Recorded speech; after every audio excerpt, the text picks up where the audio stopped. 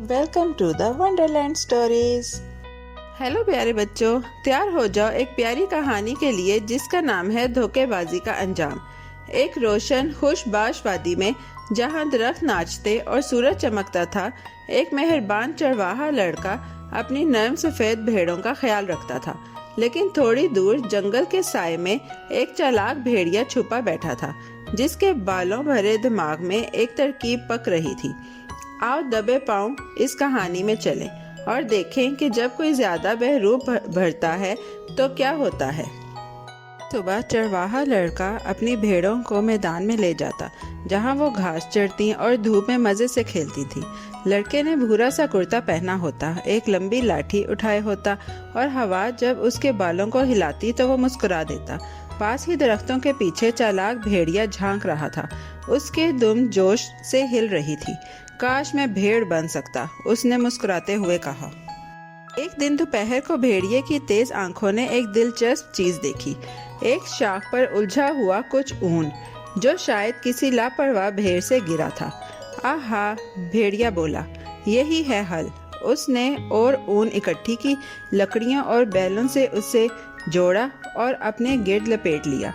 अब वो बिल्कुल एक मोटी गदयाली भेड़ लग रहा था। उसने आहिस्ता चलने और नरमी से मैं कहने की मशक भी की। मैं सा कुछ, उसने कोशिश की और अपनी बेवकूफ़ी पर हंसा। अगली सुबह जब चरवाहा लड़का अपनी भेड़ों को वादी में ले आया, भेड़ के भेस में भेड़िया आहिस्ता से किनारे से अंदर दाखिल हुआ। भेड़ों ने कुछ अजीब महसूस नहीं किया, बस एक छोटी भेड़ ने सूंघकर नाक सुकेड़ी। चरवाहा लड़का भेड़ें गिनने लगा, 1 2 3, एक ज्यादा। उसने हैरानी से कहा, यह तो अजीब है, मुझे याद नहीं कि ये मेरी भेड़ हो। लेकिन वो नई भेड़ इतनी गोल मटोल और खामोश थी कि लड़के ने कंधे उचकाकर चलना जारी रखा। भेड़िया जो भेस में छुपा हुआ था, अपने ऊन वाले मास्क के नीचे मुस्कुरा रहा था।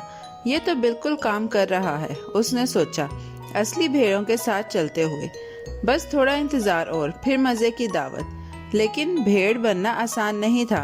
उसकी दुम बार बार हिलने लगती और जब एक तितली उसकी नाक पर बैठी तो वो तकरीबन भौंक ही पड़ा। जब लड़का एक दरख्त के नीचे बैठकर आराम कर रहा था, उसने रेवड़ की तरफ आंखें सुकेड़ कर देखा और कहा, ये नई भेड़ तो अजीब चाल चलती है, और क्या मैंने अभी भौंक सुना? तजस्सुस से वो आहिस्ता से करीब गया। वही छोटी भेड़ जो पहले भेड़िए को सूंघ चुकी थी, पीछे पीछे चलने लगी, आंखें बड़ी बड़ी किए। तुम मुझे बेवकूफ नहीं बना सकते, वो आहिस्ता से बड़बड़ाई। चरवाहा लड़का झुककर गौर से देखने लगा। भेड़ का लिबास मामूल से ज्यादा गदयाला लग रहा था और ऊन के नीचे जो चेहरा था वो तो बहुत दांतों वाला था। लड़के ने नरमी से ऊन का एक हिस्सा उठाया। ओह मेरे खुदा, वो चौंका, ये तो भेड़ नहीं, ये तो भेड़िया है। भेड़िए की आंखें हैरत से खुल गईं। भेड़िए ने भागने की कोशिश की, मगर कपड़ा उसकी टांगों में उलझ गया।